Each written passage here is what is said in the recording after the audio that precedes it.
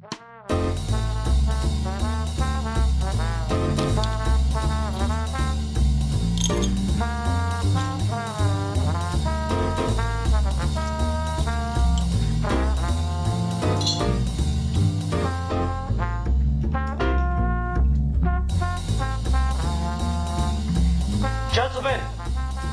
the time has come once again to discuss things.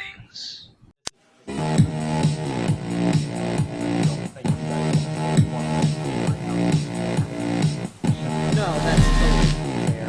And I don't know, I should maybe modernize the Discord at the same time. Hey, a Geeky Gentleman community server could be kind of fun. You definitely did. Alright, anyway, we want to go ahead and get started on this?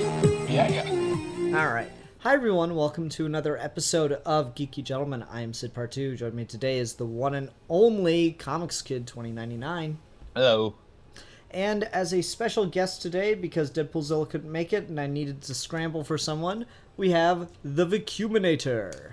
Lego, my Agos. You know, I think, like, I remember making that joke at some point, and then someone actually told me that Lego and Ago legit did a crossover promotion together for a while. That's fantastic. I was just trying to get the obvious joke out of the way, but that is fantastic. Right. So anyway, yes, we were talking about Lego tonight. Why are we talking about Lego tonight? Because I had to think of something, and I didn't really have a topic prepared last week, and then I looked over at the ground, and I've got a shit ton of Legos poured out on the ground, as you do when you're 28 years old. 27, almost 28. You forget how old you are at a certain point. Once you're old enough to rent a car, none of your birthdays matter anymore. I mean, I stopped counting at 21, and I don't even fucking drink. But anyway, no, like, as you do when you're 21, no, I've been watching a lot of Lego stuff lately. I started following a channel that goes around all these different Lego conventions around the country, and just, holy shit, the things that people build, like, blows my fucking mind. And so, yeah, it seemed like it'd be a fun time to talk about Lego. So I've talked about Lego a little bit on the channel before, on the show before. It was one of my favorite toys, if not my favorite toy growing up. Absolutely loved Lego. I told people I wanted to be an architect when I grew up, because I assumed that, architects build with bricks. It turns out that's not necessarily the case. So yeah, I have always loved Lego. What are your guys' backgrounds? I want to start with Vac, since he has had the least amount of time to prepare for this, since he got a text around, like, I don't know, what was it, 6, 7 o'clock? Yeah, you texted me while I was reading my comics for the week. Nice. So Vac, what is your background? What is your experience with Lego, sir?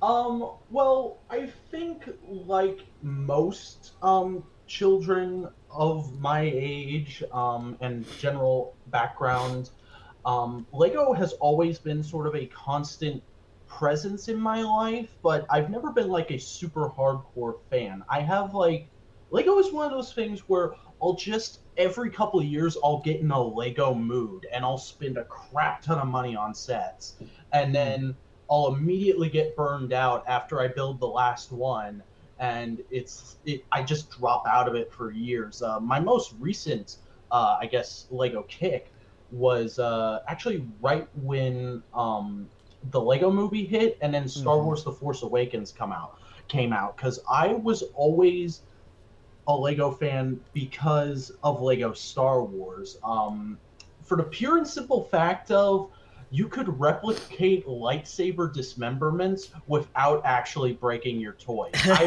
loved that as a kid.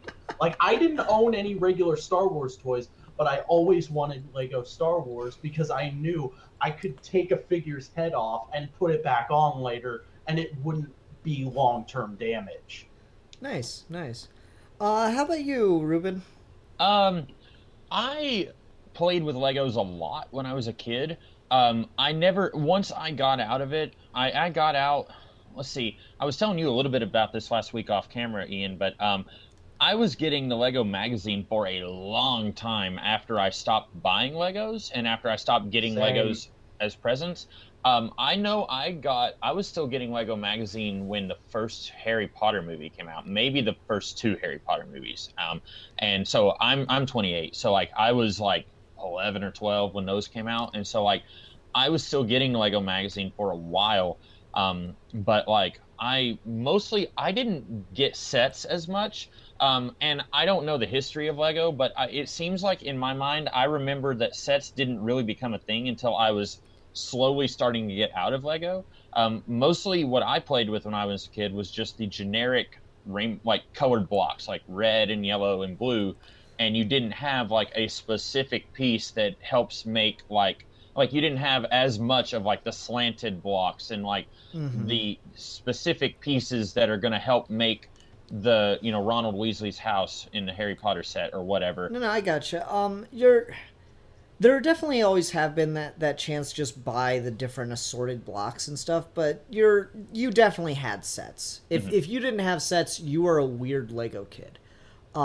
Because just that's just bet how you he had sets really young. We're telling this guy what his childhood was. I just realized that.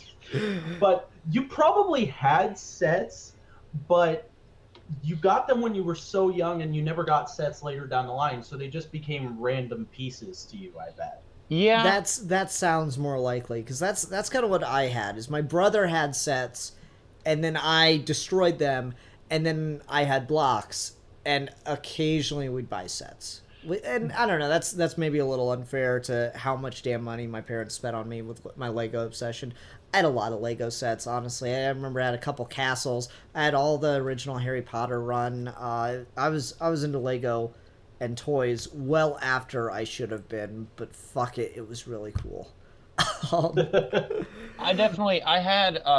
remember I had a generic spaceman with like a satellite dish or something, and I always pretended it was a laser weapon, but it was not from like a movie or a TV show. It was just like, here's a spaceman. I mean, the licensing, the tie-ins, that is reasonably new. Right. That okay. started with Star Wars. Yeah. Star Wars was the first big merchandising tie-in, I think unless you count like Shell Gas. I don't know exactly when, but I'm pretty sure they got the license like the year before Episode 1. And I probably had some Phantom Menace sets. Not many, but I seem to recall I had capes, like, these little tiny fabric capes you would put on a Lego man. I had some of those lying around, so I must have had an Obi-Wan or a Qui-Gon Jinn or something.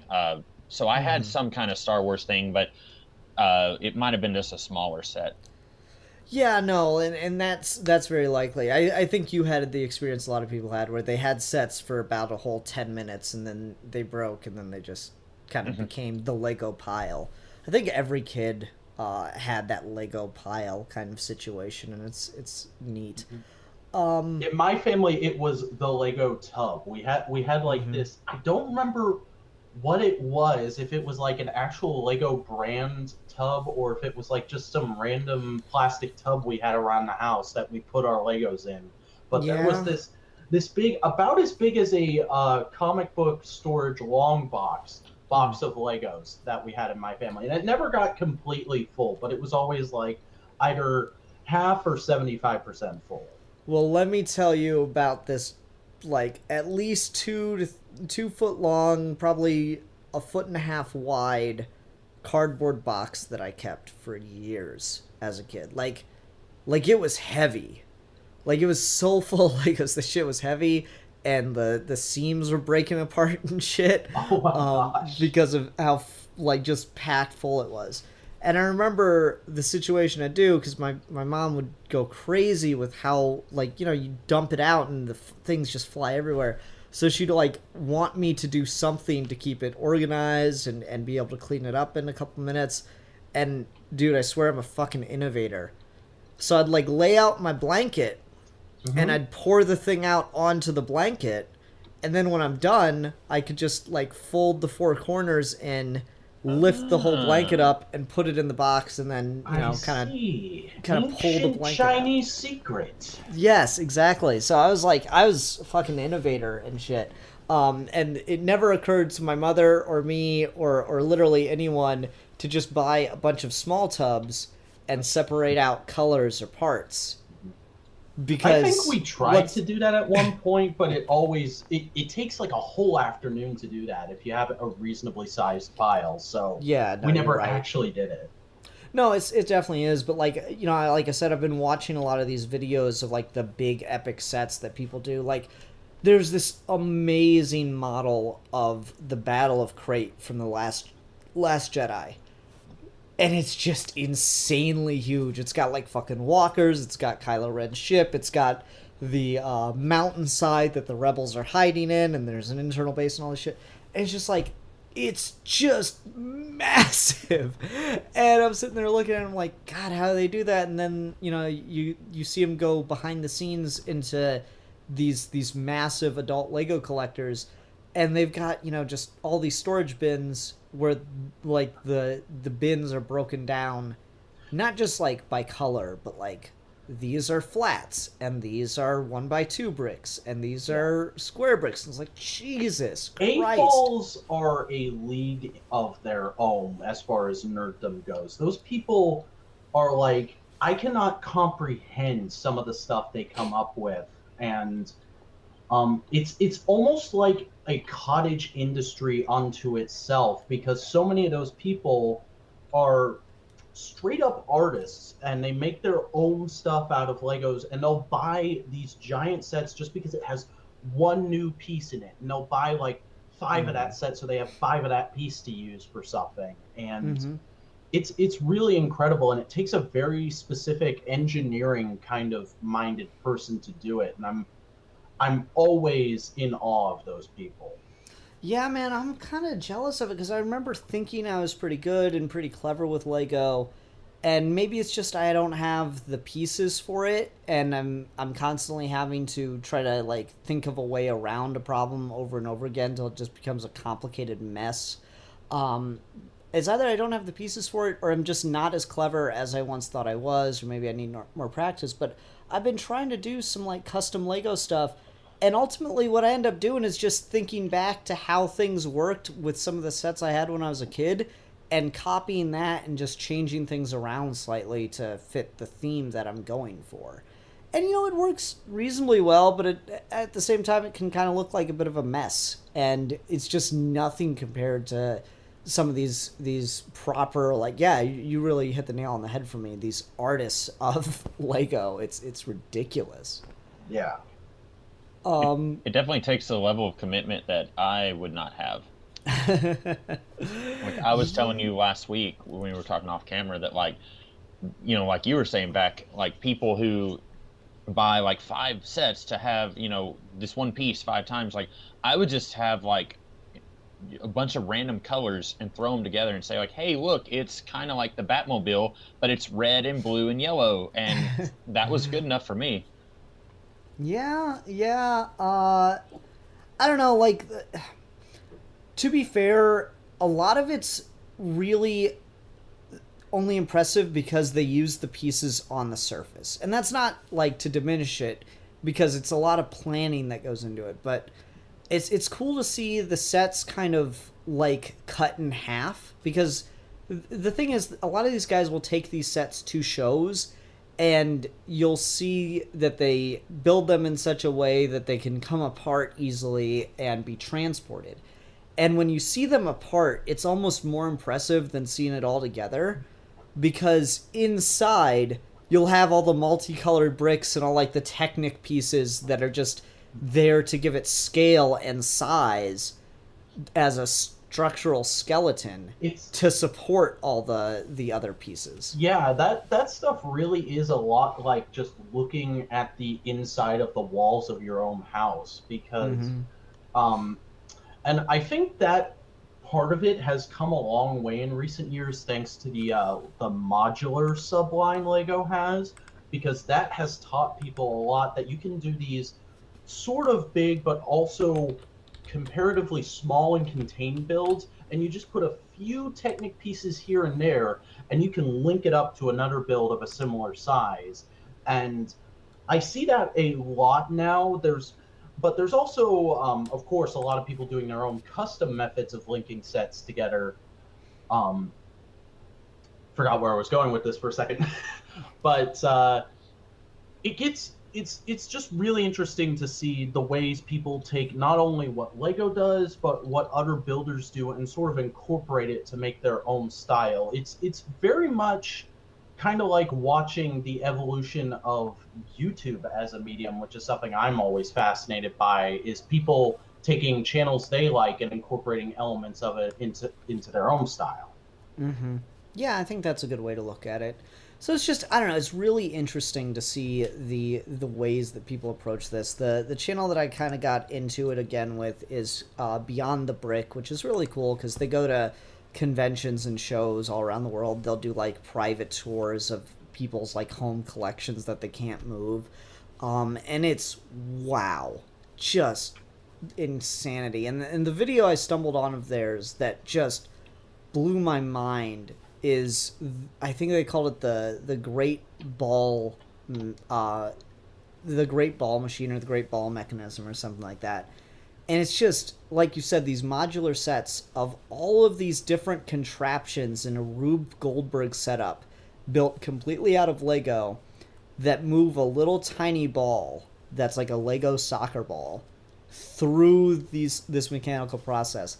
And they had like 266 machines back to back to back, all wrapping around this table. And it was insane. It was like a 40-minute video of them just walking through the thing saying, okay, and this one does this, and this thing goes up here, and here we created a little bridge structure so we didn't have to duck under the table. Now we can just walk right underneath the ball contraption. And then this one shoots the ball up in the air, and it looks really cool, but it can be a little messy, and so you got some balls here on the ground that didn't quite make the jump. And this one's got Lego superhero themed all over it with all these superhero characters. And like, it was so cool because like, the one that had the superhero characters that shot the ball up, and the ball like fell into a giant net that was all these spider web pieces with Spider-Man on it, and then it kind of went down this building, and it like at one section it kind of shoots out of the building, but then there's Green Lantern minifig there with this green transparent bubble Lego piece that catches the ball and sends it right back in and down the track. And it's like, holy fucking shit, that's so cool. And like I highly recommend just watching that. Again, Beyond the Brick does some really cool stuff just to get to tour it. And you know, to be fair, a lot of these guys that do this are a little more like socially awkward kind of things, so I got to give a lot of credit to the interviewers because they really know like the kinds of questions to ask to get people really excited and get them to talk about some of the methods and contraptions that they've set up, because it's really freaking neat. Also, I was watching one of theirs where they were walking through a like Pharaoh's tomb kind of situation, and there was one room with these, you know, explorers or whatever getting attacked by all these little tiny mummy figures that are part of like a Lego mummy or Egyptian board game, like really, really tiny, even smaller than a minifigure. All these people getting attacked by these little Lego mummies, and it gave me the best idea for just what would be a creepy ass scene in a mummy movie. So I'm gonna just throw that out here now. So like, imagine that you got the explorers and they get trapped in a tomb, and then the one person who knows what's going on is like, oh no, we're in the tomb of the Pharaoh's children. And one of them's like, okay, I mean, I guess that's like sad or whatever, but why is that such a big deal? The Pharaoh had hundreds of concubines, and then all of a sudden, like, just a bunch of mummified babies start coming out of the walls and like swarming everybody. Yeah, that's great. That's like the children weeping angels from that one episode of Doctor Who. Exactly. Yeah. So just shit like that, and just that, the fact that you can do something like that as just a gag in Lego, but it inspires such a cool idea. It kind of shows you the imaginative power of Lego and why it's so cool. Because that's my thing, is like, I get really into the story and the ability to kind of create your own narrative behind the things, more than I do the imagination of how to put it together. And again, maybe I just need more practice. Maybe I'm doubting on myself too hard, but I don't know. It's kind of nuts. So I have a question. Oh, you finish your thought though. No, go ahead. So you just brought up what I feel like is the very obvious point of Lego, and it's to have kids explore their imagination. Like you could build it with the instructions, or you could do whatever you want. You know, there's thousands of combinations depending on how many pieces you have in this set, and then if you have more sets, etc. So what do you guys think? And like way back when they first started doing like Lego video games, like Lego Harry Potter video game or Lego Justice League video game, and then they started doing, like they've done now, 3 Lego theatrical movies, and then who knows how many like made for Netflix movies. Hold on, help me out. 3 movies: Lego movie, Lego Batman, and then Ninjago. Yeah, right, okay. And so I watched Lego Batman. I haven't seen the others. I liked Lego Batman. Okay. I thought it was funny, but I didn't. There is a plot point in that has to do with specifically Legos, but I think most of that movie could have been a animated Batman movie, or like just. I guess I'm saying, like, when you do like a Lego Harry Potter video game or whatever, I feel like that I don't get it, because like the whole point of Lego is like playing with them and building stuff, and if you're doing a video game, you're not doing a whole lot of that. Or maybe I'm talking out of my butt because I've never played any of those games. What do you guys? So you're talking about like spin-off stuff? Yeah, I think so. And maybe there's not as much of that as I'm thinking, but like merchandising, licensing, stuff like that. The thing about Lego, and the reason you get stuff like the licensed name brand video games and the spin-off movies, is because there's a very specific style and a very specific sense of humor that comes with Lego. And the appeal of those games, at least the ones I remember playing when I was a kid, I played the first 2 Star Wars games, the Indiana Jones game, and one other, I can't remember what it was, but there's just this, it's fun seeing these stories retold, but with a more quirky, oddball, random, but in a fun way, sense of humor that Lego brings to the table. And that's what made the original Lego movie so great, was it fully played with the Lego elements and themes, in my opinion, but it also was just this great children's comedy that also operated on a very high thinking level. The other 2 movies I'm not going to get into too much, just because I know I'm kind of in the minority on Lego Batman, and I haven't seen Lego Ninjago. Yeah, I forgot Lego Ninjago existed, which is weird because I remember like seeing the trailers and getting a laugh or 2 out of it.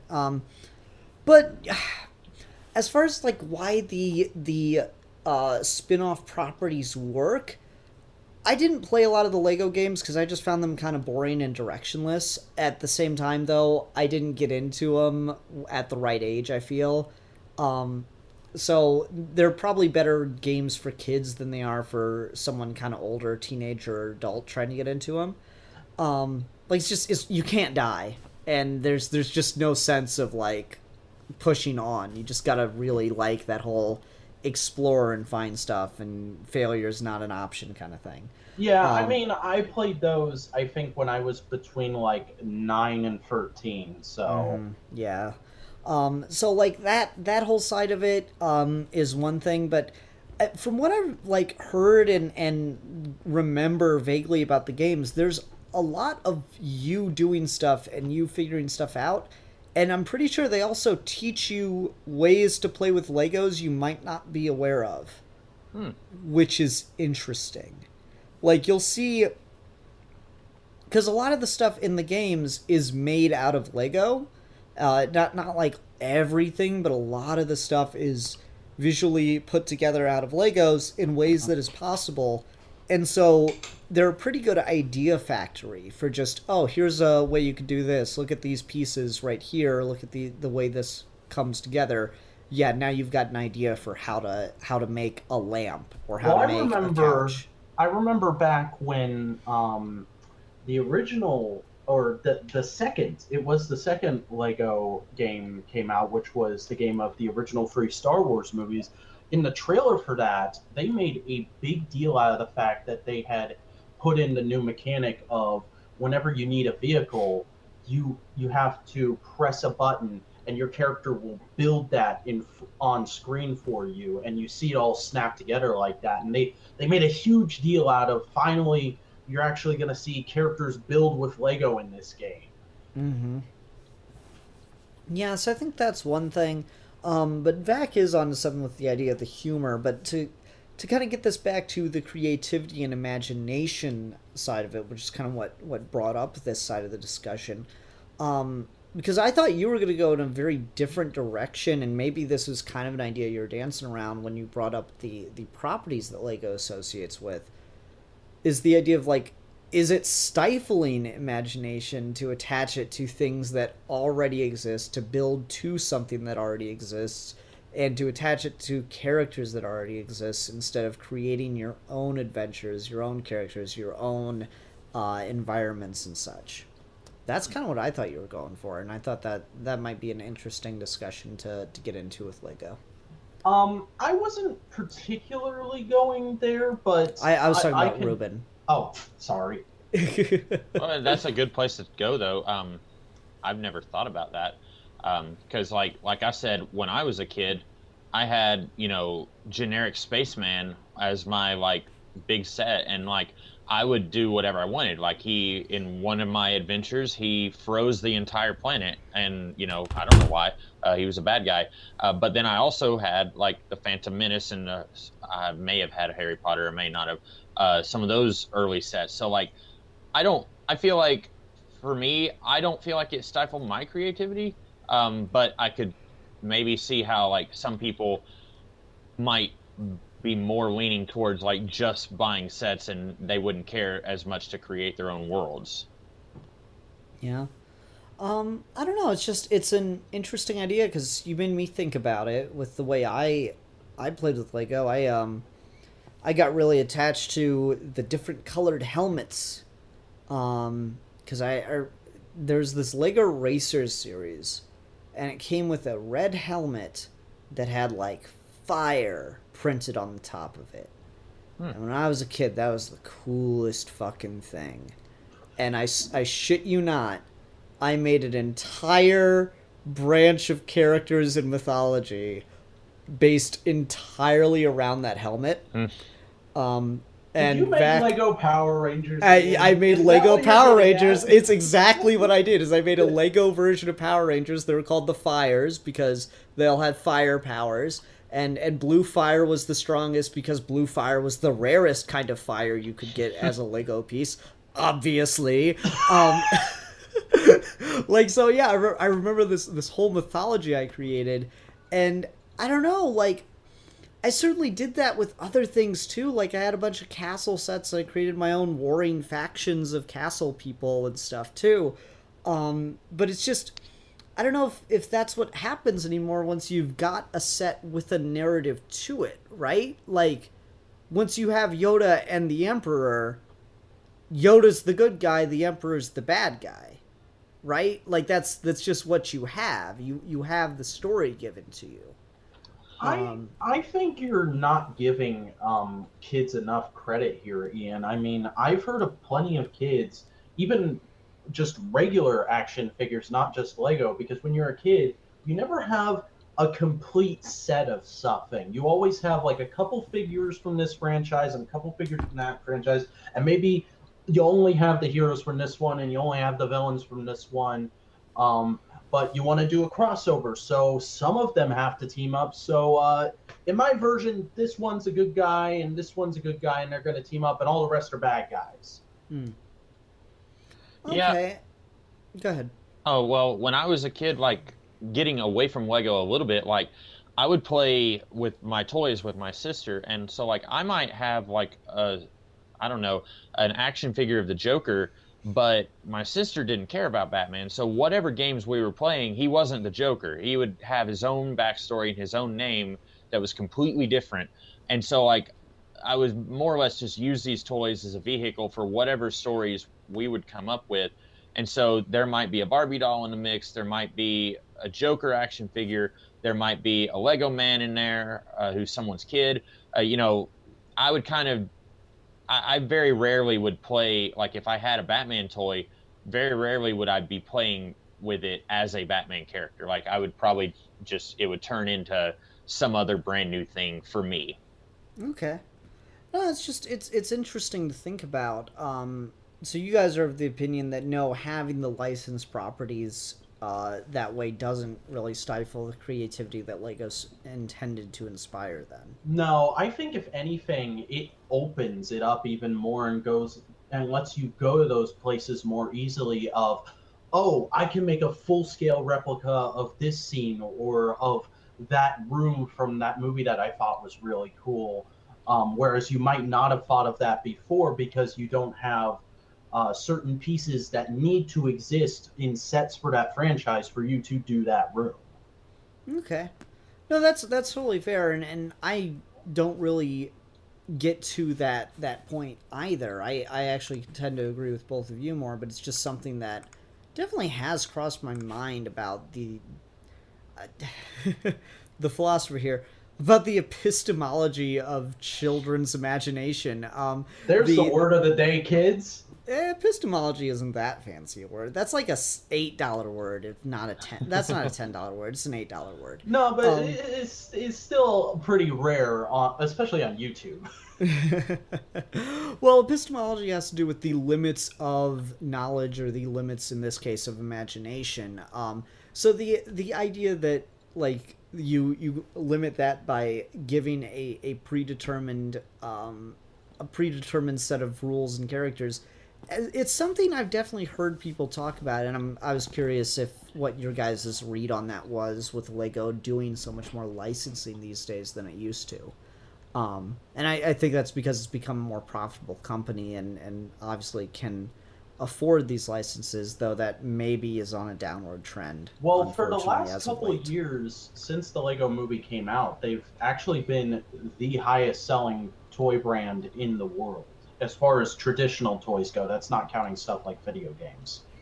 Yeah, that's what I've heard, but I've also heard that they've had to cut down on some stuff, so I don't know what's going on the business end of things.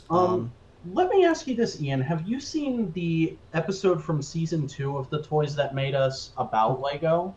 I haven't watched any of that series. Well, if any episode, and this is me speaking as the big Transformers Power Rangers guy, if any episode, I would say the Lego one is the must-see of the series so far, just because it's the one that I would say is actually really all-encompassing and hits a good spread of the entire franchise's history, whereas other ones tend to either just focus really hard on the creation and the early days of the franchise and then go, oh, this happened, and here's what the present is like. But this one actually did a really good timeline of Lego's history because it is such a old company.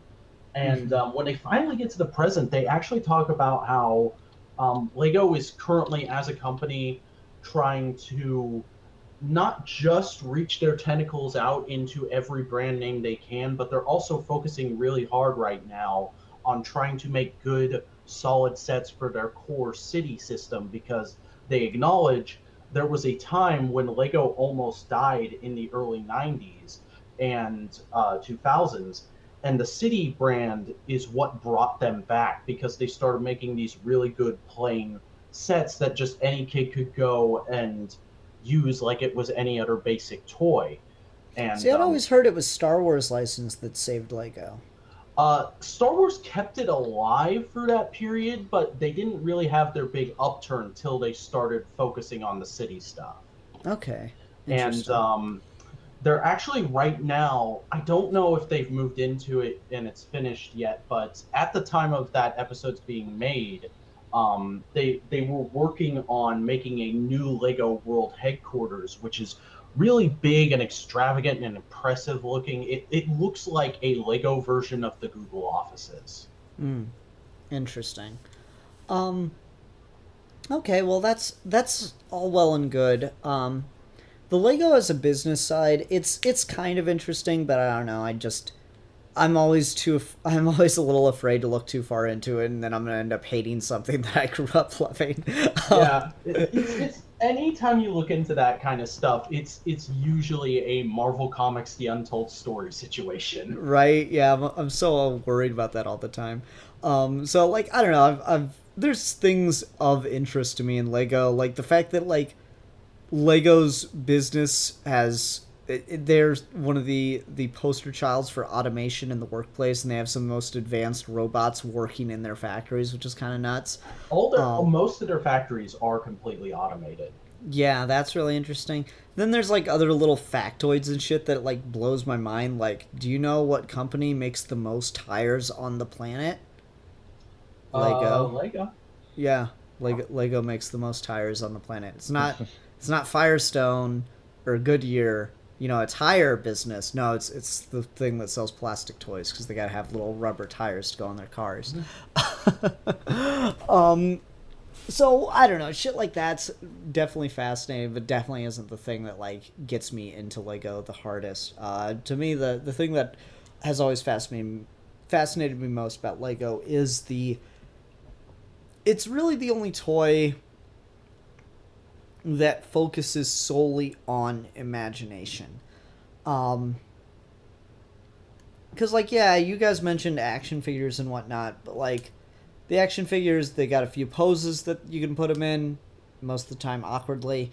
They've got maybe some, like, accessories that you'll lose in a week, and they got, you know, the karate chop action play features, right? Yeah, like, depending on the time period, you're either going to have action features or you're going to have more of a focus on articulation.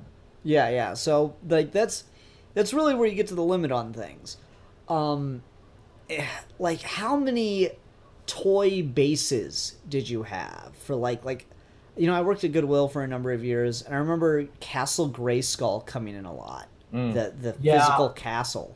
I was never a playset kid. We never had that kind of money when I was a kid. Yeah, but like that's, you know, those were the expensive assets. That's why you didn't have those. But every kid had like a Lego castle or some shit. Yeah. So it's just that the focus on imagination, on creating a whole world for yourself, is definitely more of a thing with Lego than I feel it ever was with any other toy brand. Like, everything else had kits and stuff that you could get to, but Lego would give you an entire world, and interestingly, like, they had several lines. There have been, like, 4 to 5 Lego pirate lines that they've done. Like, the Brick Bounty and all these other things. Like, all these different pirate ships and good guy ships and stuff that they released. And then there's, like, the multiple eras, like, you know, 5 to 10 years apart of Space Police and stuff like that. It's all about these, you know, kind of endlessly compatible sets that just encourage you to imagine the world in which it exists. It didn't really come with a story. It's just like, okay, generally these are the good guys, these are the bad guys. But like why they're good, why they're bad, that's on you. What the conflict is between them, that's on you. And that's really interesting to me. I also had that a lot because I would have like X-Men action figures, like figures that are actually a thing, but then I would have just as many like generic something from like Save-A-Lot, like a really cheap crap figure that's like, you know, it's got a mace for a hand and his helmet kind of looks like the Juggernaut helmet, but you know, it doesn't even have a name. So like, here, have fun. And like, I love those. Like, and I know it was like, well, these are cheaper. Like you could have more of these, or you could have fewer toys that are like name brand. And it's like, I was all about those cheap figures that were just generic and didn't have a backstory. I loved those when I was a kid. And it was the same thing you were talking about, kind of. There was always that thing of, you have your G.I. Joes, and then you have your action commandos. I'm doing the thing with the quotes with my hands, but you can't see it because it's audio only. Everyone at home, do the thing with the quotes with the hands so you can now experience it. Exactly. We're getting into 4D here, folks. No, like it's definitely a thing that kids do, but I feel Lego lends itself to it more naturally. Like that's Lego's brand was to do that. Like, you know, you mentioned X-Men. The Marvel wanted you to buy the X-Men figures, and they wanted you to buy the Magneto and Brotherhood of Mutant figures. DC wanted you to buy the Batman figure, but they also wanted you to buy the Joker figures, so you had someone to fight. Let's review the movie Small Soldiers at some point. Someone put that shit on the list, because that's what that whole fucking movie is about. Is you gotta create good guys and bad guys. You gotta have something to fight with. And Lego definitely had, like, you know, you could tell which character was the bad guy, because he would be the one guy that's not smiling. He'd have, like, a mustache or, like, kind of an evil-y looking face. But, like, as far as, like, just the general, there is a conflict between these two, but they didn't give you any details on it. Like, you know the conflict between Batman and the Joker. You know the conflict between Magneto and Professor X. What was the conflict between Brickbeard and the generic Navy? They looked at him funny. Right? Like obviously he's a pirate. He's probably broken some kind of law. I don't know how many children know maritime laws and what exactly piracy entails. So they're really... kids just know pirates look cool. Yeah, so they're really just... They encourage kids to go do their thing and just kind of run with it. And eventually they stopped doing, like, the good guy ship, bad guy ship, and started doing, like, you know, Aztec Islanders and stuff. So that got fucking fascinating. So I don't know, that whole branch, that whole, like, encouragement of imagination was just inherent in the product, and I find really fascinating. Alright, what else can we talk about with Lego? Vac, why don't you take us in some direction for a few? I Nice. guess we could I guess we could talk about, like, specifically some of our favorite sets that we remember from our childhood, and, like, some sets that maybe we'd like to buy now, like ones that got away, that kind of thing. Oh, sure. Why don't you go first? Well, like I said, I was always a big Lego Star Wars fan, and when I was a kid, I was always into the ships. It was the ships and the minifigures. I didn't care so much about the ground vehicles or the set that was supposed to be a certain scene from a movie. I always just wanted the sets, so, hey, getting back on the imagination thing, I could act out my own battle. And I never really got a lot of the big ones. Like, the Lego sets I would always get were like those 10, what are now 10 to 12, maybe $15 sets that's like, here's a little kind of fighter vehicle and like 4 or 5 minifigs under a certain theme. Like, you'll have the Clone Trooper pack, and you'll have the Droid pack, or you'll have the Rebel pack and the Stormtrooper pack. That was what I primarily got, and like occasionally I would get like a fighter or something. So as a kid, I always wanted some of the bigger ships, like the Millennium Falcon. What's another one? The Arc 71 Starfighter is one I always wanted as a kid and never got. The Clone Turbo Tank, that's the one ground vehicle I always wanted. That thing's in like 2 seconds of 2 different movies, and for some reason I thought it was the coolest vehicle in Star Wars as a kid. Is that the one that's like the little walker, or is it the one with like the 2 big wheels? It's 4 giant wheels on the bottom, and then it's just like 3 boxes on top. Okay, I don't think I know the vehicle then, because like I'm when you say like Clone Walker or whatever, I'm remembering like the little like mini version of the AT-AT where it's just like really low to the ground, or I'm remembering like the thing on just the 2 gigantic wheels on the side, like just the impractically large wheels. It was, this is one I almost bought twice. I'm sending you guys a link in the chat. This is a remake of the original Clone Turbo Tank set that they did for Star Wars: The Clone Wars. Oh, that is not what I was thinking of. I was thinking of the thing that Anakin and Obi-Wan are in when he said, "You'll be expelled from the Jedi Order." That is the gunship. That's another set I also wanted, but... I had the gunship. Oh, jealous. Yeah, jealous. gunship was pretty cool. Yeah.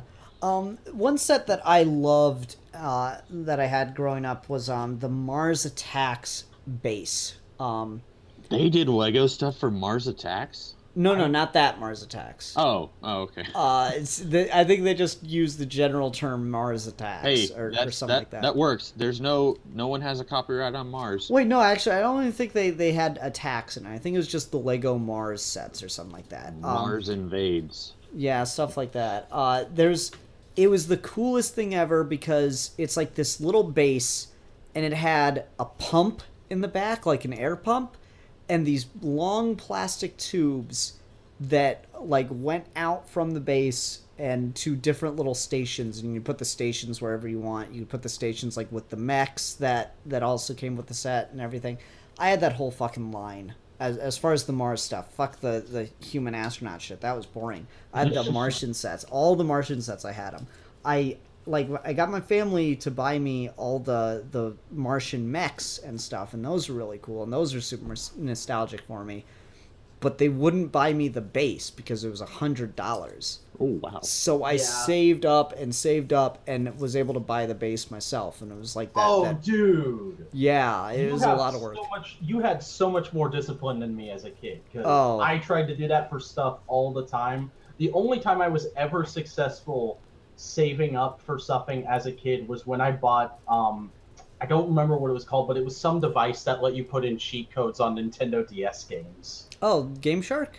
No, that's or Game Genie? No, it wasn't like the retro ones. It had a different Action Replay. That's what it was called. Oh, okay. I think I know what you're talking about. Yeah. But anyway, so like I bought the base and everything, and that was just, it was so cool because like you could, the Martians like minifig was really special. Like, you know the battle droid minifig for Star Wars? Yeah. Yeah. So they had a similar body and arm structure to those, but they had a different shaped head. And they came with like these little pods that like the guys fit into perfectly.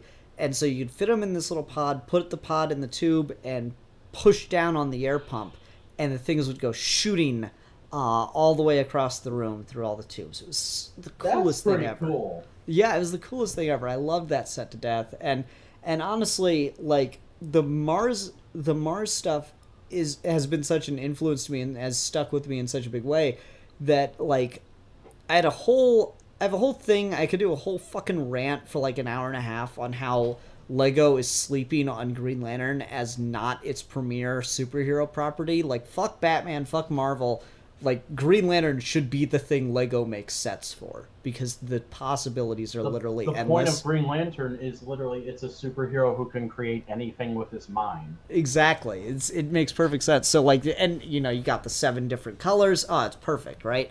The only Green Lantern sets I ever see from Lego are, like, here's a Hal Jordan minifig, and here's a jet that looks like it's a construct. Yeah, that's the only Green Lantern set they've made. That's it. One. And I own it, by the way. By the way, Ian, I went and Googled it. The line you're thinking of from your childhood was called Lego Mars Mission. Mars Mission. Okay. Anyway, so yeah, like the thing is though, I had this whole fucking rant about Green Lantern, and so I started just making sets, and I looked up the instructions for the Mars base, and I remade it in red, and it's my Lego Red Lantern base. Nice. I didn't add the whole tube thing because I didn't have all the pieces and the color scheme wouldn't have fit, but I put a bunch of guns on it. And so it's my Lego Red Lantern base, and I've got like some bootleg figures with the Red Lantern printing on the chest and stuff that I use.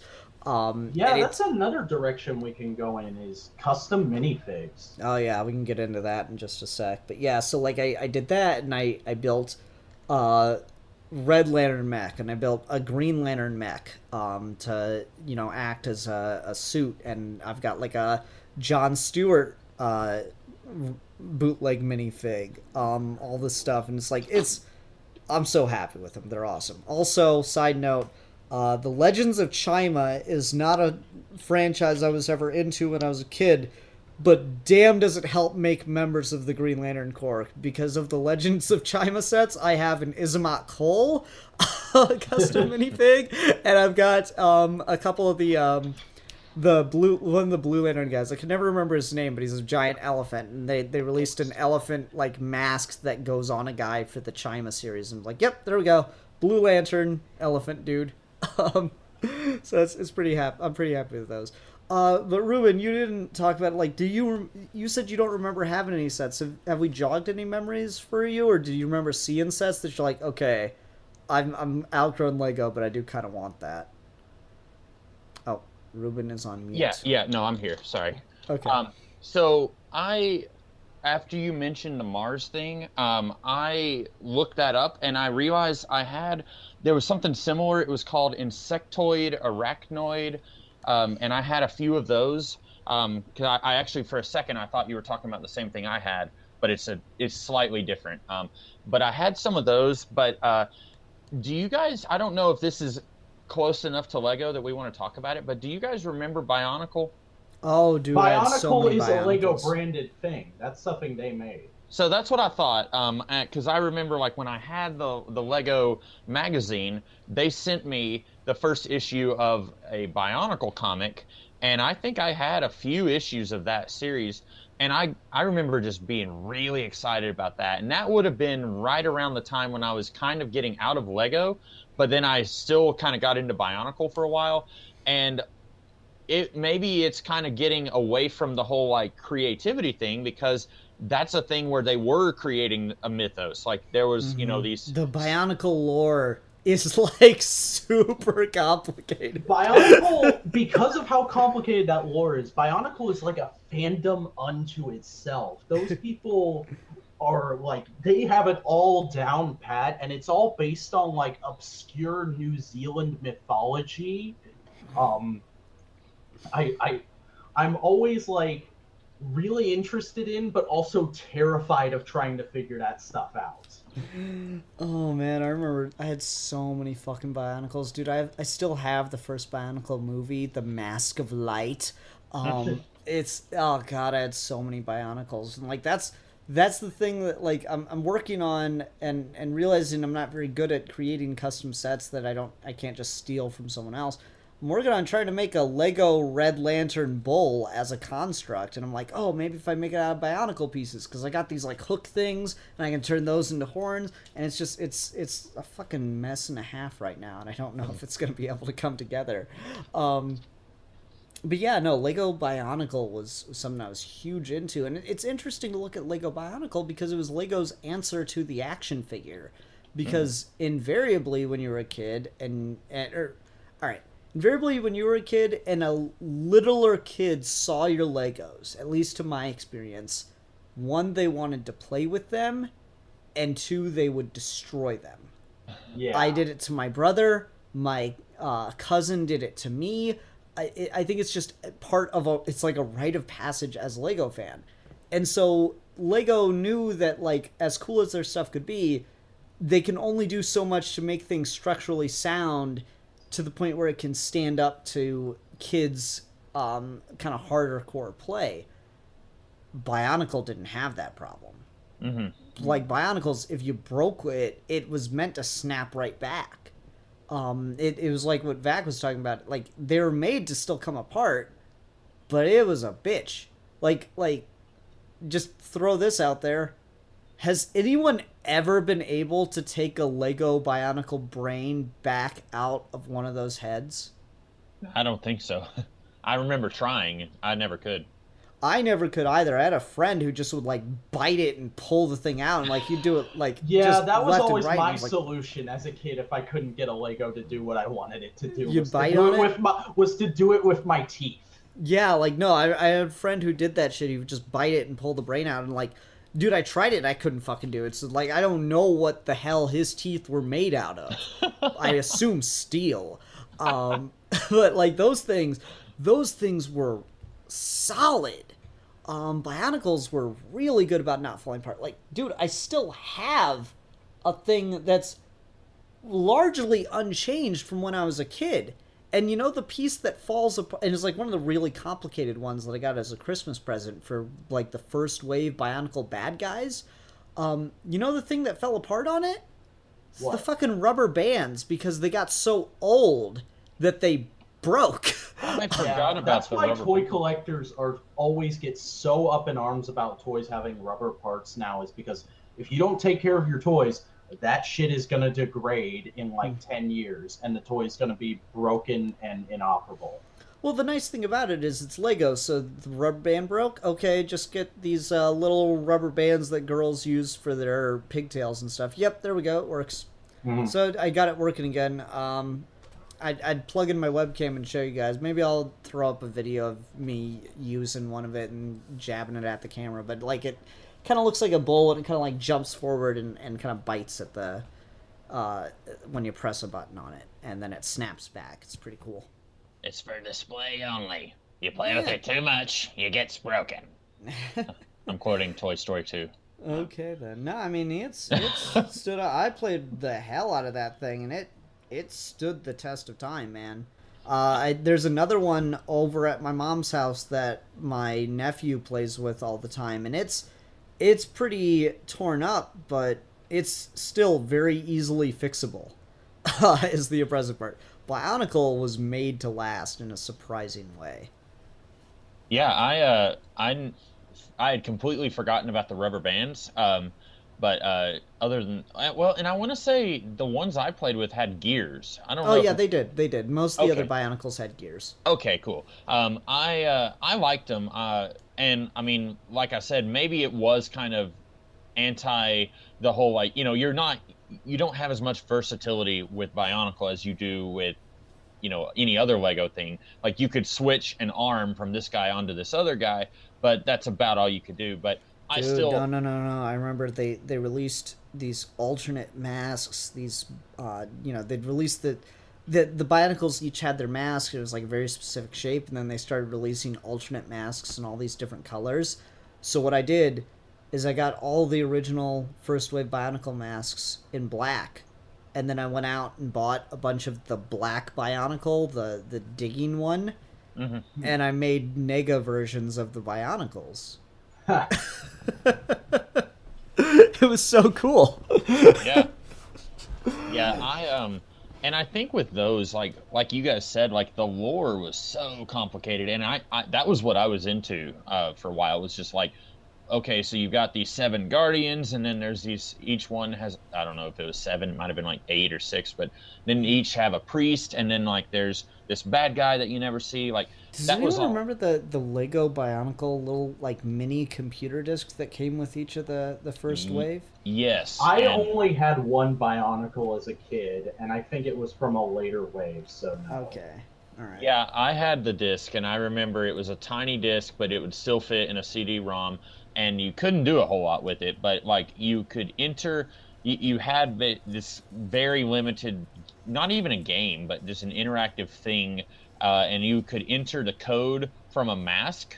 And I think that was how you could kind of keep up with what all masks you had. Like, okay, you have this mask, now you need only this many more. And of course, that was only viable for like, an hour before they make more masks. But, it was kind of, I guess, a neat way to get kids like to beg their parents to spend more money on it. Oh, dude, you have no idea. That's so thing many of my lot. allowances went to Bionicles. That's a thing a lot of toy lines did in the early 2000s was they tried to copy Pokemon by doing the same thing, but now there was this gotta catch 'em all, gotta get 'em all item incorporated into the line. Like I remember Transformers during the Unicron trilogy, they had the Minicons first, then they had the Energon stars, and then they had the Cyber Planet keys, which were a lot like the masks, where you'd go on the website, there'd be a code on the back of the Cyber Planet key, and you'd enter that, and you'd get like some kind of special feature relating to the toy that the Cyber Planet key went to. Neat.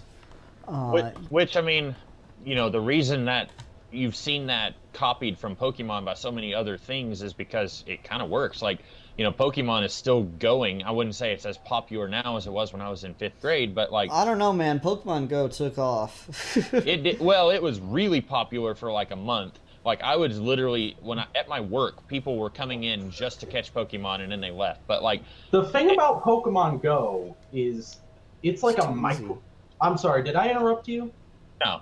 Okay. I'm sorry. It's like a micro version of the original Pokemon introduction to the West, because it was like when Pokemon first came around, there was a few years or like a year and a half, where Pokemon was this huge fad, and everybody was into Pokemon, and it was super cool. And then by like the time the second or third movie came out, it had died down to just the hardcore fan base it kind of is now. And then with Pokemon Go, there was like 2 months where everybody was playing Pokemon Go, and now there's like a few hardcore Pokemon Go players in my friend circle that I still know that still talk about going out for walks all the time to catch Pokemon. Hmm. Interesting. Yeah, and like when like Pokemon did it, like here's 150. Once you catch them, you're golden. Oh wait, here's 100 more, and now it's like Yep, here's Bionicle. Yep, I remember I because my dad gave me an actual allowance. My mom gave me $2. Um, so like I'd wait for the weekends. I went up with my dad and I'd buy a Bionicle with the money he gave me, and I'd have like $1 left over. And then it took like 2 to 3 months to get all the Bionicles in the line. And then, new wave, they've evolved. And I was like, fuck. I kind of had my eyes were opened. I had a Game Boy Color, and then when the Game Boy Advance was first announced, I had asked for that and like one game for a birthday, and my mom was like, no, they're just gonna keep evolving the system. Like you get this, and then a year later there's a new system. Like, and I was like, no, they won't do that. I promise. Like, well, she ended up she did get me the Game Boy Advance and a Wario game, and I loved it. Like I still play those. And then like a year later, the Game Boy Advance SP, and I was like, oh, screw this, I'm out. And so now You became like, disillusioned. yeah. And when we talked about the evolution of video games, like earlier this year, Ian, I mentioned like the last system that I had was a Game Boy Advance. I still, that's my most recent Game Boy is the Game Boy Advance. That's hilarious. No, so the Bionicle fad was really interesting, and yeah, the lore got super complicated, and that kind of became alienating, and then just, I mean, at a certain point they ran out of things to do, and the things started getting so complicated that they didn't work right. Like, I remember the last wave of Bionicles I bought is when they started introducing, like, the whole disc shooting thing, and that was just garbage. Those things never fucking worked. Yeah. So like that got really old, and they kind of just, and I mean, the funny thing is the line continued until like 2009, I think, after I left it, and I don't know what the fuck happened at that point. They just, every time I saw Bionicle I was like, god, that just looks so complicated. So then they tried to like bring it back, and I don't know, kind of fizzled out, unfortunately. But it was a genius move at the time when they released it, I thought. But Vac, you mentioned minifigs, and I think minifigs are an interesting thing to talk about, because you know what's a big, huge fad right now? I don't know. I think it's lasted longer than fads. You know what's a big craze right now? What? Pops. Oh, Everybody okay. You want to go loves there, Pops. do you? Dude, everybody loves Pops, and I don't have anything against them. Like, I just don't think they're really for me. The design thing, it's a little too cutesy. It kind of like reminds me of like chibi art, and I never really liked that stuff. But if you like us, that's fine. It's your game. I got a couple that were given as gifts and stuff. But yeah, like Pops are a big thing, and it's so funny for me to say all this stuff about they're too cutesy, because man, fucking minifigs. Oh, I will kill someone for certain minifigs. I bought a $70 set so I could have a Dark Side Big Fig. It's the shit. Okay. So I really don't agree with that opinion that everybody loves Pops. I think they are a huge craze right now, yes, but I'm in the camp that thinks they are a horrible cancer on the toy industry, and they should be abolished. They are this generation's Beanie Babies. I hate them. Damn. There's plenty other hardcore toy collectors out there that agree with me on that. Not to call myself a hardcore toy collector, because I haven't bought a toy in like 6 months now. But minifigs, the reason they work compared to Pops is there is still a lot of variation on them. There's a lot of different kinds of helmets and attachments and little extra pieces you can put on them to make them look unique. Whereas Pops are generally the same mold with a different paint job and maybe different hair over and over again. And also, minifigs, they have the vehicles, or if it's like an Iron Man, you have that Hulkbuster mech suit you can put it into, or You can put it in a starfighter. It's meant to complete the set and give you that pilot for the vehicle you just built. Whereas a pop is just kind of like a half-baked statue that just sits there on your shelf. Mm-hmm. No, I mean, I just kind of wanted to compare them, not to really rag on Pops or anything. I just wanted to compare them because it's like a cutesy style that's really similar when you break it down to it. It's like, it's a recognizable, like, branded style. Like, you see a Pop, you know what a Pop is. You see a Lego minifig, you know what a Lego minifig is, because the fucking Mega Bloks versions are garbage. That is a hill I will die on, sir. Well, what Mega Bloks minifigs are you talking about? Are you talking about the kids-oriented ones, or are you talking about the more recent collector-oriented ones? Honestly, I've never seen a Mega Bloks fig I liked. The only time Mega Bloks ever did anything that impressed me was when they did a dragon set, and like the knights that came with it were garbage, but the dragons were cool. And luckily, if you just forced it on right, you could get a Lego minifig to sit on one of the Mega Bloks dragons, and that was cool. Okay, so I don't actually own any of these, but I have seen a couple different like blind pack openings of the collector oriented, and they specifically market them this way. Mega Bloks blind pack minifigs, and like their video game minifigs are next level stuff where it has like a ton of detail and like way more articulation than a Lego minifig does. It's like a proper tiny action figure, whereas the Legos are just minifigures. But I'm not saying Lego is bad for being that, because part of the thing that makes the minifigures great is they've been the same basic design scheme for so long. Mm-hmm. No, that's totally fair. I just think the branding of the Lego minifig is really interesting. That you're right, it is the same basic design thing, and that makes it so cool and so trippy. And it's so weird to me that Lego has so many licenses that are competing brands. Like, I got an Iron Man minifig and I got a Batman minifig, and never the two shall meet. That's another cool factoid about Lego, is they are one of only 2 companies in history to have both the license to Marvel and DC at the same time. Mm-hmm. It's just weird, and like it's not only them. Like they had Ninja Turtles for a while while the Marvel and DC thing was in there. So like you can get Michelangelo, Batman, Iron Man, and I don't know someone else, like Kenobi. Fucking Obi-Wan Kenobi flying together in Harry Potter's magical train, and just shit.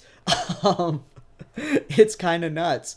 And I mean, that kind of all came to a head in Lego Dimensions to a certain point. So you guys were talking about minifigs. When did that become a thing? Because I don't think I ever had one of those. Minifigs? Yeah. You talked about having your Spaceman.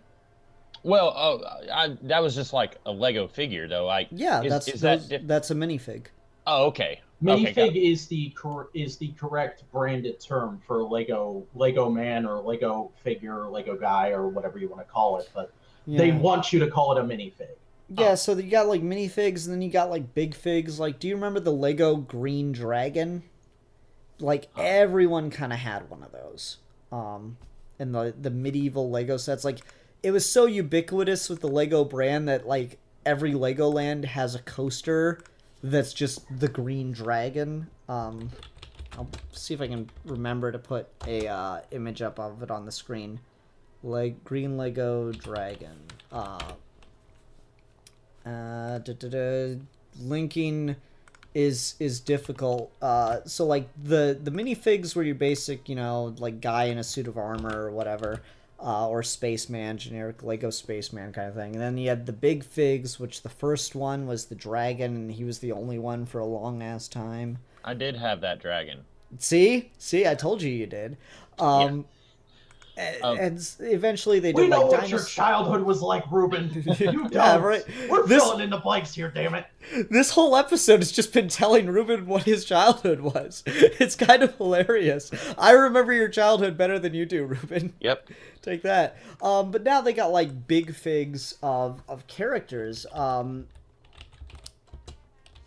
Dark Side Lego.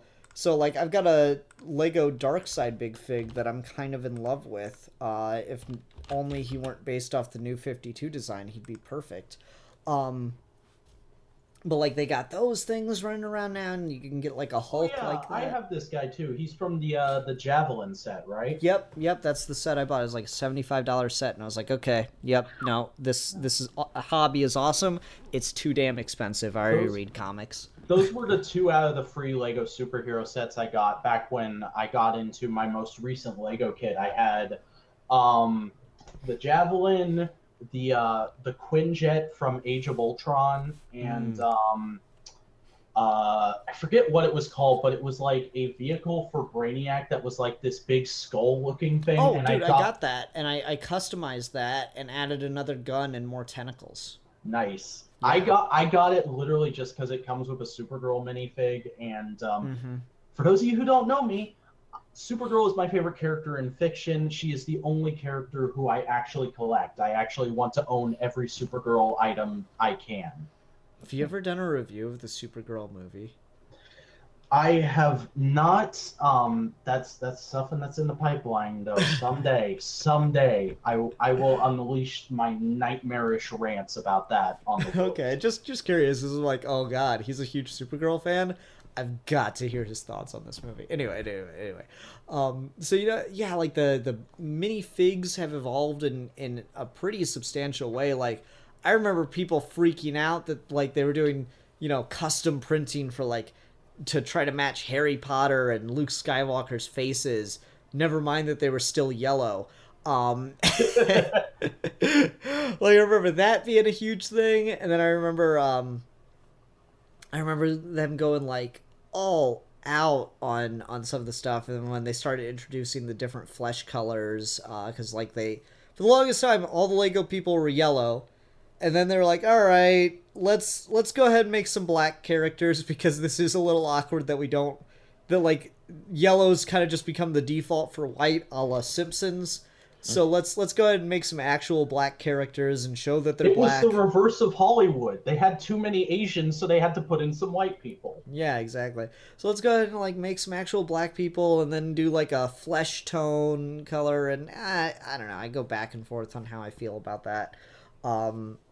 It's a complicated issue that's honestly I don't have the time or the mental resources to get into. Yeah, that's like a whole analysis video on its own, is the potential racial implications of Lego. Yeah, because like, all right, fuck it, here we go. Okay, so like, I'm sorry. Well, like, all right, so here's the thing: if everyone is just the same race as like literally yellow. Because they used to do this. They used to do, like, village islanders and, like, Native Americans and cowboys. They were just all yellow. Is that whitewashing because the European figures are coded as white and they're just yellow? Or is it just racially transcendent where it's not even paying attention to or acknowledging race? And if so, which one of those is more of a problem? Or is it so fucking woke that you just have to see it as a problem? I have no idea, but I think all of those options are equally valid. Right? Like, it's really trippy when you think... And then you get to the ultimate thing is, they didn't think about it. They made yellow people because it was probably a cheaper plastic than trying to do a flesh color when they first started. And then it just became their brand, and they ran with it and started to make cowboy and Indian sets, and then it got weird. I don't remember exactly, but I do think they briefly talked about this in that Toys That Made Us episode I talked about. Okay, I'm watching it now. I think... I'm not sure, don't quote me on this because it's been a while since I've seen that episode, but I think the reason was literally just it was the cheapest kind of plastic color to make. No, I have no doubt in my mind that's what it was originally. And then it just got weird over time because they didn't initially think of it. And that's usually how these things go. Okay, anyway. Well, we're getting close to the end here, but Vac did mention custom minifigs, which is minifigs that like either Lego doesn't make or people make using blank Lego pieces that they physically print on with customized printers that are of equal quality to what Lego uses. Those are fucking crazy, and I own a few because, again, I do as well. Lego needs to do a official Green Lantern line and just adopt the damn concept because they could knock it out of the park, and I would buy every set. I'm legit here. I don't want to collect Lego because it's too expensive. If Lego did a Green Lantern line, I would buy every set.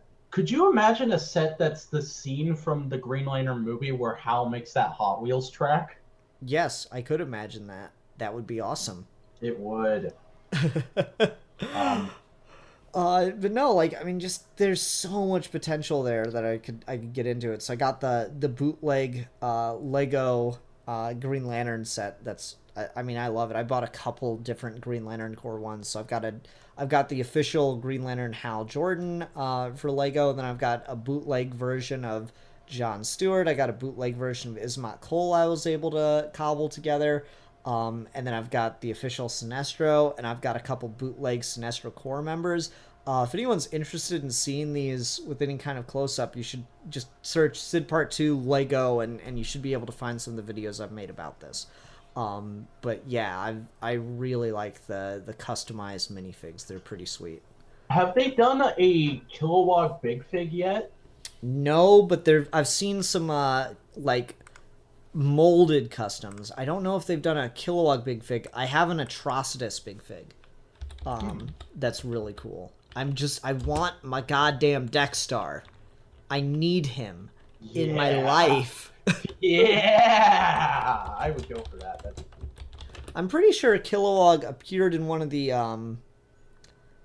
the games, and he was in a Big Fig design. Don't quote me on that, but I think that's the case. Yeah, I'm searching Kilowog Lego, and I'm not coming up with any Big Figs. I don't think anyone's even made a proper like copy of him or whatever. Well, some of the custom minifigs I did as a kid is I remember back towards the tail end of me being into Legos as a kid, Star Wars: The Clone Wars was in its infancy, like first 2 seasons kind of time. And I had, like I said, tons of clone troopers and stormtroopers, and they'd always just have that blank black headpiece underneath, or just like a generic face that they all shared. And I'd always like take heads or different pieces of hair or clothing or something from other figures and put them on there, because that was kind of something that was permeating the early seasons of that show as a theme, was the clones like to customize their armor and all sort of stand out as different, even though they are literally clones. And I wanted to replicate that because that was one thing Lego never really did with their minifigs, was get creative with the clones. And I always wanted that, and I just went out and did it myself at one point. Mm-hmm. I realized I typed Kilowog's name incorrectly. Yes, there are custom Kilowog Big Figs. My apologies. And then there's a burgeoning community of people who make actual professionally made custom Lego minifigs on sites like Etsy. I'm sorry. And I've bought a couple of those. I have an Oracle, which is just a Barbara Gordon minifig, but it comes with a little chair you can put together. This was before they had the official Lego wheelchair. I've got a 90s Cyclops, the Chris Claremont design. Nice. And Netflix Daredevil was the other one I got. That's cool. Yeah, the options they give you for like what you can find online is just kind of crazy, and Lego's not doing themselves any favors, because like in one of the games they released a design of what the official Lego Big Fig version of Venom would be, and it's awesome. And you cannot buy it because it doesn't exist. Like if you go on the Lego Wikipedia sites and stuff, you can see different figures that Lego has released official Lego minifigs of that you cannot physically obtain because they've never been physically manufactured. They've just designed them for the games and stuff. And like, cool, great, but you're inviting bootleggers at that point because, yes, I'm going to buy a Lego Big Fig of Venom, even if it's not officially Lego. And you know what? I've got my custom Spider-Man skyscraper set that I made, and guess what? Who's on top of it? Spider-Man. Guess who's hanging on the side of the building? Big Fig Venom, and it looks great. Yeah.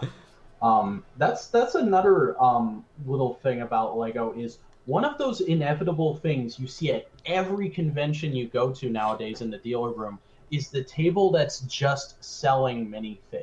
Oh, yeah.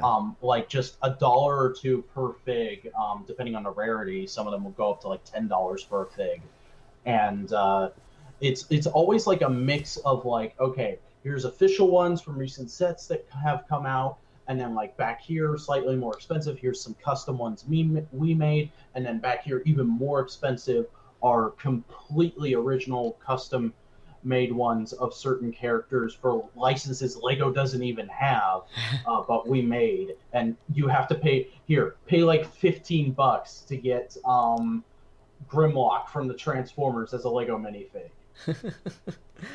Yeah, it's pretty nuts. The market there is absolutely ridiculous, but we're pretty close to the end here. Does anyone have anything else they wanted to make sure we got into? I have 22 Pop Funko figures. Oh, okay. So do you want to declare war on Vac and one of you has to die on this hill? No, I don't know if I would consider myself a collector. That's getting close. I think I know there's people with a lot more than that. I work with them. I mostly just tried. I wanted to collect all of the Daredevil ones. I don't know why, because I mean Daredevil's not even my favorite Marvel character, but like I just every now and then I'll see one, and I won't pay like a ton of money, but if I see one cheap, I'll buy it because I think they look kind of neat. But also, like when people say they don't like them, and there's a lot of people who don't like them, it doesn't bother me. I just want to throw that out there. Yeah, I mean, I understand why people enjoy and like them. It's just like I look at it as this is literally this generation's Beanie Babies. Why would I bother with this? Okay. I don't consider them. I think the big difference, like Beanie Babies, people thought they were going to pay for their college with them, and like I don't think anyone thinks that about Pop Funko. I hope not. But like for me, I don't buy. No, they don't think they're going to pay with their college for them. They're actually going to pay with their college for them because people sell them for thousands of dollars. Yeah, they were like big business for a long time, and actually recently in the last year or two, I've seen places be like, yeah, we're having a hard time getting rid of some of these, and this one we've got like 20 of them and we just can't get rid of, like certain comic shops, or like there's always that one table in the convention dealer room that's just a guy trying to get rid of a ton of pops. Yeah. Huh. Oh well. I So need to go to more let me conventions. rephrase my question here. Is there any final thoughts on Lego before we close this Lego podcast out? Oh yeah, that was what we were talking about. I'm kidding. I don't have anything. Okay. It's pretty cool. You know, it's a thing that we all had and played with in our childhood. Unless you were an extremely poor kid, then you had Mega Bloks. And I'm sorry. Or Duplos. Yeah. Duplo's yeah. Lego. Duplo's still Oh, it official is? Lego. Huh. Yep. It's like the little kid Lego. Yeah. But you know, it's one of those things that is just kind of ingrained in our culture now, and I wouldn't call myself like a Lego super fan, but I definitely do have an appreciation and a like for it. And you know, it's like they say in the 2001 hit Amazing Spider-Man 2. It's hip, it's wow, it's now, and how. Oh man. Okay. Well, let's see. Ruben, is it your turn then? I believe it is, and I had forgotten that until about halfway through this podcast. Okay. So, what are we talking about next time, sir? We are going to talk about a movie called Push, starring Captain America. I forgot his Chris last Evans? name. Okay. Yeah, I was going to say Hemsworth, and I knew that was wrong. It's got him and Dakota Fanning, and the guy Digimon Hansu, who was in Guardians 1 for about 3.5 seconds. So yeah, it's we'll talk about that. All right, sounds good. Thanks for joining us, Vac. Yeah, no problem. I'll anytime I'm free. Nice. It was nice to meet you. Nice to meet you too. Okay, and until next time, I'm the Philosopher. I'm the Comics Kid 2099. And I am the final hope. And we are your geeky gentlemen, and we will be discussing things. Please tell me you had that like planned out for like months. Like, if I ever get on Geeky Gentlemen. I have. And you want to know why? That is the catchphrase of my favorite common writer, Wizard. Nice.